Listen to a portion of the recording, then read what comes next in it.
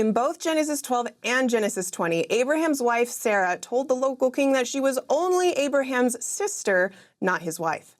Again, in Genesis 26, Abraham's son Isaac faced the same dilemma with his wife Rebekah.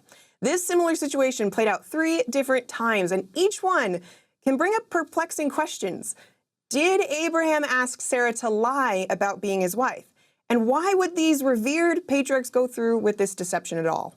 While we may not have conclusive answers for everything, looking closer at these passages and the book of Abraham can illuminate God's care for Abraham and God's loyalty to the new and everlasting covenant through which all the nations of the earth would be blessed.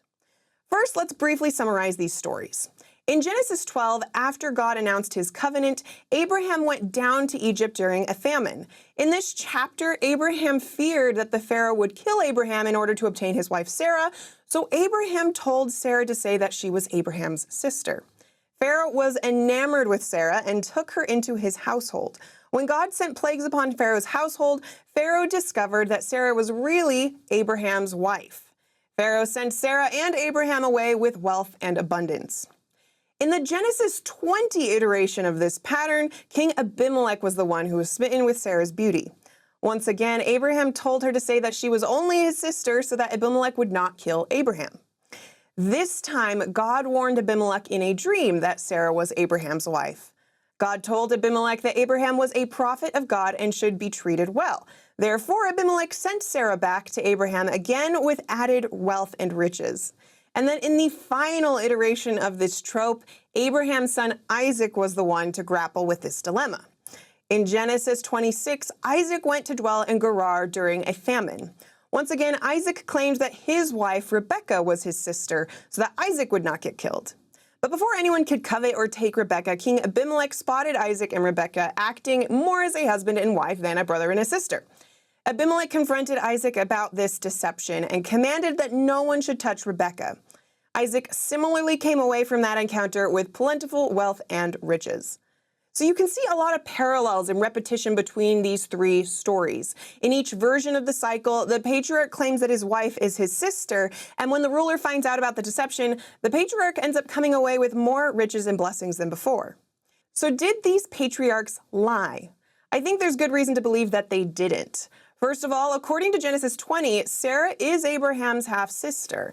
Genesis chapter 20, verse 12 tells us that they shared the same father but came from different mothers. In Isaac's case, Rebekah was a cousin, so still could have been considered a family relation.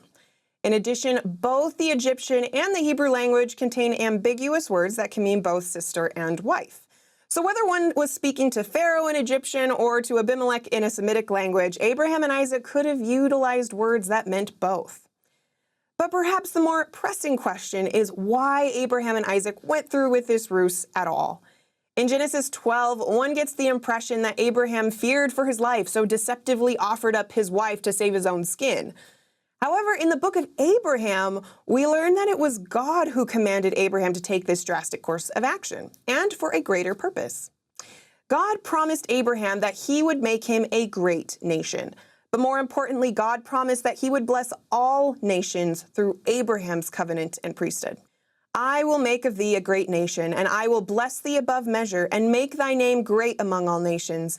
And thou shalt be a blessing unto thy seed after thee, that in their hands they shall bear this ministry and priesthood unto all nations. So it's possible that God commanded Abraham to go to Egypt in this way so that Abraham could introduce the Egyptians to a knowledge of his God, which he couldn't do if he were killed. Later Jewish documents and tradition hold that Abraham taught astronomy in Pharaoh's court.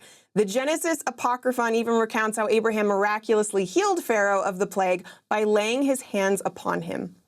Scholar Gay Strathern has commented, it seems that Jehovah was setting the scene to make a statement not only to Pharaoh, but also to all of Egypt and to all who read of this event, that he wanted them to understand his power and sphere of influence. Therefore, he orchestrated the circumstances around Abraham's introduction to the Egyptian Pharaoh. As Abraham's sister, Sarah provided that introduction. So far from being a simple pawn in a bid for Abraham's life, Sarah served a critical role in introducing the gospel and God of Abraham to Pharaoh and the Egyptians.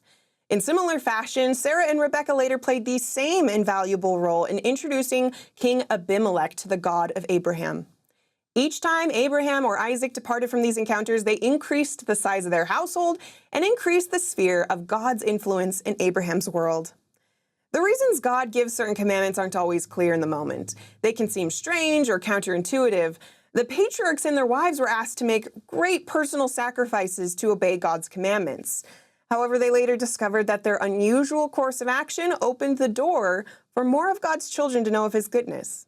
If we place our faith in God, we can trust that His commandments always aim to bring to pass the immortality and eternal life of man.